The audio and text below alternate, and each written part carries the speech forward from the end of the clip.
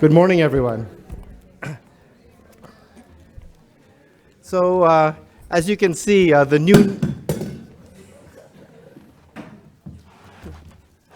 a good way to wake up everyone, but as you can see, the new norm of hand sanitizers outside.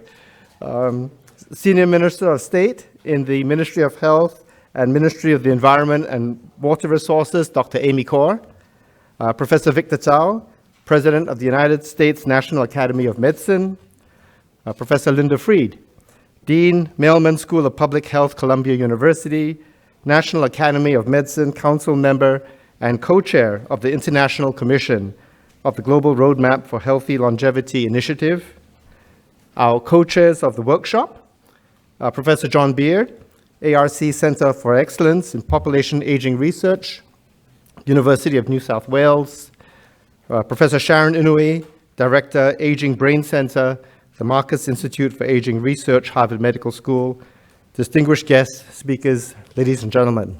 My name is John Wong. I'm currently the Senior Vice President for Health and Innovation, and we welcome you to Singapore.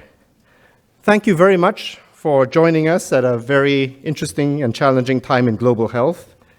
As you know, this meeting was planned several months ago, but it was only 72 hours that we could actually confirm that it would proceed. Yet, I cannot think of a better way to frame why it is so important for us to meet and have this workshop.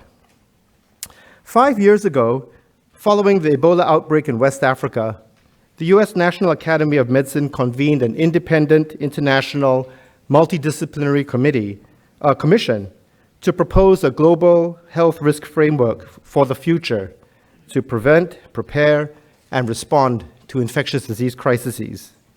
In January 2016, the Commission released their report, which highlighted that preventing and managing infectious disease crises required a whole-of-society effort and commitment.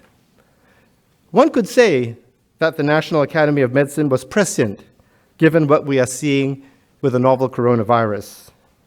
One can only speculate where we would be if we had fully implemented all of the Commission's recommendations by now. Similarly, while we deal with infectious disease outbreaks, we need to recognize that we have another global challenge which is as profound, if not more. For the first time in history, we have more people over the age of 65 than under 5. Yet, instead of celebrating our extended lifespans, societies are becoming increasingly apprehensive about the impact of aging populations.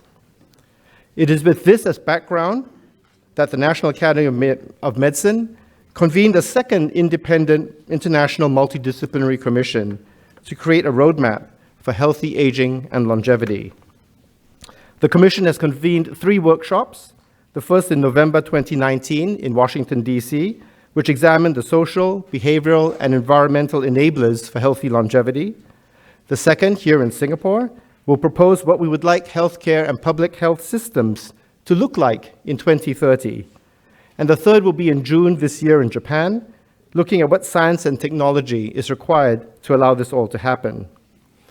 I would like to thank the following who were critical in making the meeting happen. Senior Minister of State, Dr. Amy Kaur, thank you for joining us this morning, despite all the additional demands on your time from this evolving coronavirus situation. The U.S. National Academy of Medicine, led by its president, Professor Victor Tsao, for choosing Singapore as the site to host this workshop. All of you who have journeyed from far, we have more than 17 countries from around the globe represented here. The sponsors for this workshop, the Ministry of Health, represented by the Executive Director, Office of Transformation and Chief Scientist, Professor Cho Chuan Tan. The National Research Foundation, represented by their Deputy Chief Executive Officer, Dr. Wei Yang Cheong. The National Universities of Singapore and the National University Health System, represented by the Chairman of the Board, Mr. Fu Hua Xie, NUS President, Professor Eng Chai Tan, and NUHS Chief Executive, Professor Keh Guan Yeoh. The Planning Committee, led by Professors John Beard and Sharon Inouye, Dr. Cecilia Shah, and her staff from the National Academy of Medicine, and my colleagues, Professor Yap Seng Chong, Chair of the Singapore Organizing Committee, and Ms. Su Mei Lee, and a whole team from the Secretariat. Thank you all for being a part of this workshop, which endeavors to chart a roadmap for the world to live long and live well. Thank you very much.